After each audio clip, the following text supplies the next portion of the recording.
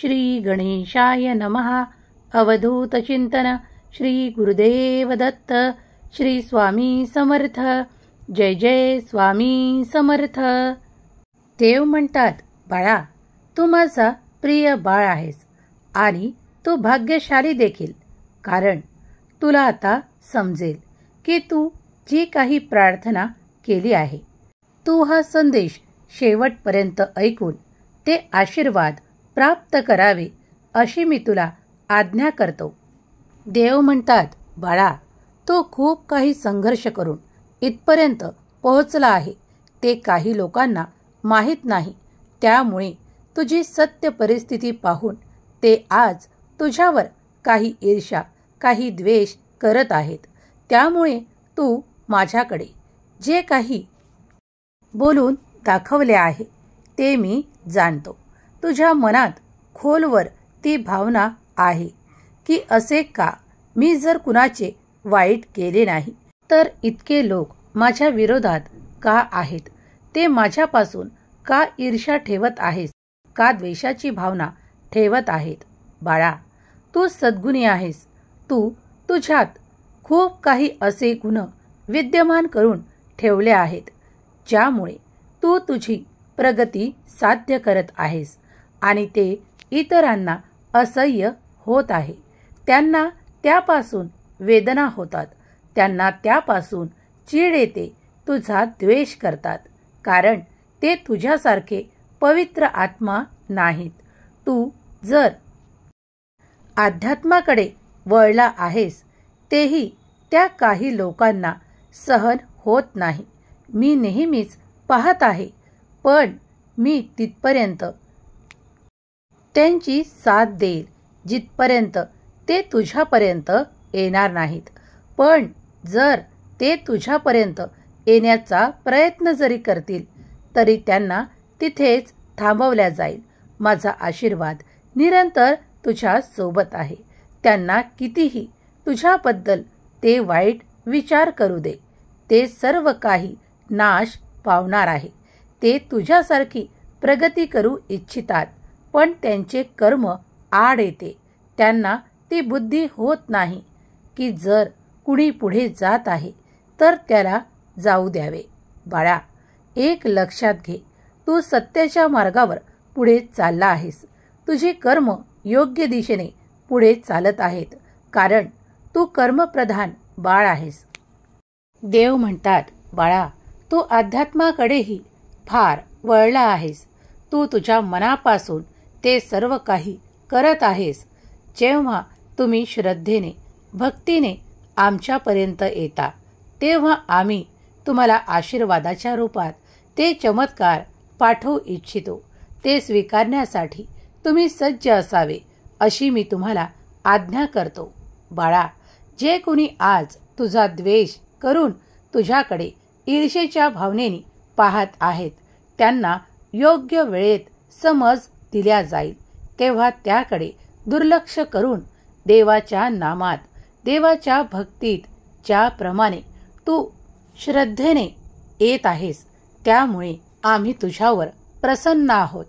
तुझ्या मनातली ती खोलवर असलेली इच्छा आम्ही जाणतो. ती आता काही दिवसातच पूर्ण होताना तू सत्यात उतरताना पाहणार आहेस. देव म्हणतात, बाळा, तू कुठेही हारलेला नाहीस आणि मी तुला हरूही देणार नाही. तू या जगाच्या शिकवणीमुळे खूप काही शिकला आहेस. ते आज तुझ्या हितासाठीच कार्य होत आहे, कारण त्यातच तुझे हित आहे. ज्यांनी तुला कमी लेखून त्या जागी तुझा अपमानास्पद व्यवहार केला आहे, त्यातूनही तू खूप मोठी शिकवण घेतली आहेस. तेव्हा आज तू निश्चिंत राहा. तू त्या पदाला, तू त्या उन्नतीला प्राप्त करणार आहेस जे इतरांकडे नाही आहे. कारण तेच लोक तुझ्यावर वारंवार बोट दाखवत होते, तेच कधी येऊन तुझ्या समोर तुझी स्तुती करताना तुला दिसतील. बाळा, माझा आशीर्वाद निरंतर तुझ्या सोबत आहे. बाळा, तू माझा एक मौल्यवान हिरा आहेस जो माझ्या आशीर्वादाने पूर्णपणे आकार घेत आहे. देवाने तुमच्यासाठी खूप काही असे आशीर्वाद पाठवले आहे जे तुमचे जीवन परिपूर्ण करणारे ठरणार आहे. देव तुमच्यासाठी ते चमत्कारिक आशीर्वाद तुम्हाला देत आहेत. ते स्वीकारण्यासाठी तुम्ही सज्ज राहा. तुम्ही केलेले सर्व काही प्रयत्न सफलतेने परिपूर्ण होऊन तुम्हाला देवाचा आशीर्वाद प्राप्त आहे. जे कोणी या संदेशाला संपूर्ण ऐकत आहेत त्यावर देवाची कृपा निरंतर आहे. त्याचे कितीतरी अनुभव ते घेत आहेत. तुम्हालाही असे काही अनुभव आले असतील तर होय स्वामी, मी ते अनुभव केले आहे अशी कमेंट करा आणि श्री स्वामी समर्थ नामाचा जयघोष करायला विसरू नका. देव प्रत्येकाच्या ज्या काही इच्छा आहेत त्या पूर्ण करोत. त्यांना चांगली बुद्धी देवोत. जे कुणाच्या विरोधात नेहमीच वर्तणूक करतात त्यांनाही देव ती सद्बुद्धी देवोत. देव म्हणतात, बाळा, माझी दृष्टी निरंतर तुझ्यावर आणि तुझ्या संपूर्ण कुटुंबावर आहे. तू निश्चिंत राहून तुझे कार्य मनापासून करत राहा. माझा आशीर्वाद निरंतर तुझ्या सोबत आहे. बाळा, लक्षात घे, तू मागील काळात खूप काही चांगले कर्म करून ठेवले आहेत. त्यामुळे आता तुझ्या भाग्योदय होत आहे. तुझ्या भाग्यात आता पुढील काळात असे चमत्कार तू अनुभव करणार आहेस की जे आजपर्यंत तू कधीही अनुभव केलेले नाहीस. देव म्हणतात, बाळा, तू आजपर्यंत जी काही काळजी करत होतास की ते माझ्यासाठी अशक्य वाटते, ते मी करू शकणार की नाही, त्यासाठी माझा आशीर्वाद तुला निरंतर आहे. आता तुझ्यासाठी ते अशक्यही शक्य होताना तू पाहणार आहेस.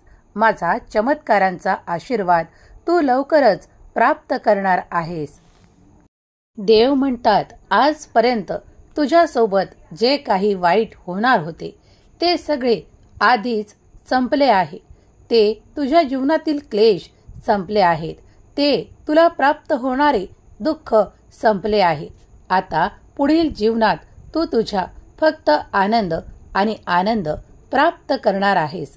बाळा, जर तुझाही विश्वास आहे ना, तर मग तू घाबरू नकोस. कारण जेव्हा तुम्ही घाबरता तेव्हा तुम्ही तुमचे कर्म करताना काही चुका करता.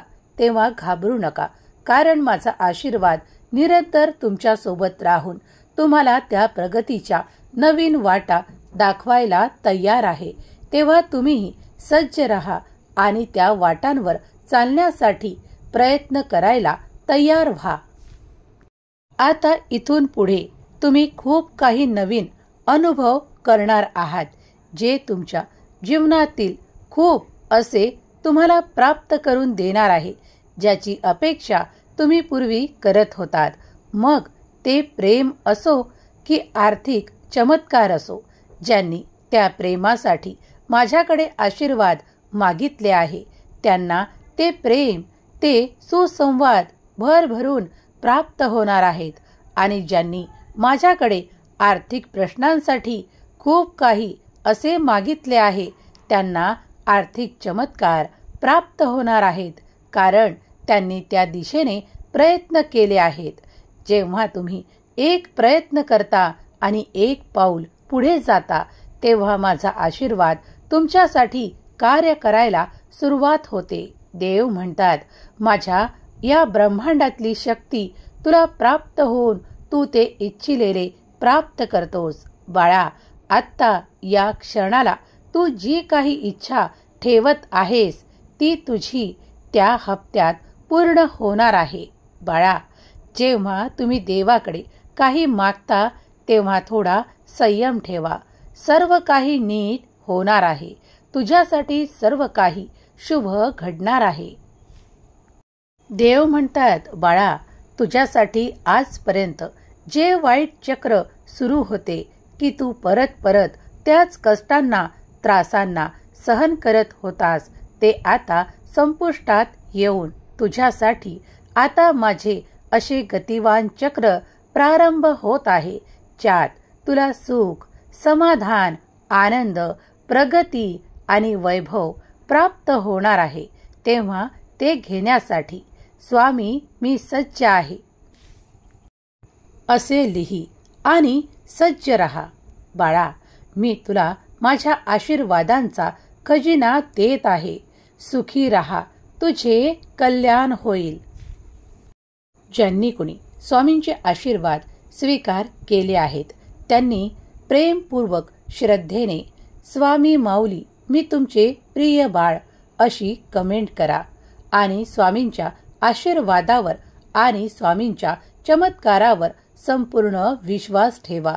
देव तुमच्यासाठी कार्य करायला इथे उपस्थित आहे.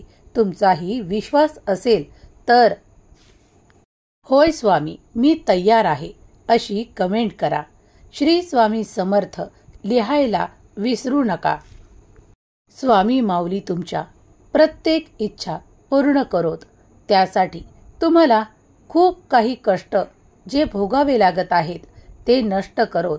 त्या जागी तुम्हाला सुख, समाधान, आरोग्य प्राप्त होऊन तुमच्या इच्छा लवकरच पूर्ण होत हीच स्वामी माऊली चरणी प्रार्थना. केलेली सेवा स्वामी चरणी अर्पण करते. श्री स्वामी समर्थ.